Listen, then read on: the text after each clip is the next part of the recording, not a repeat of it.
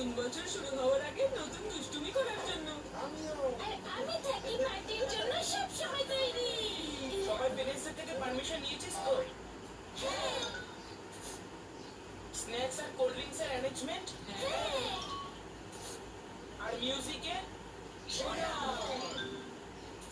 আর society হলে party করার জন্য জিন্ডোর আঙ্কেলের পারমিশন নেওয়া হয়েছে তো?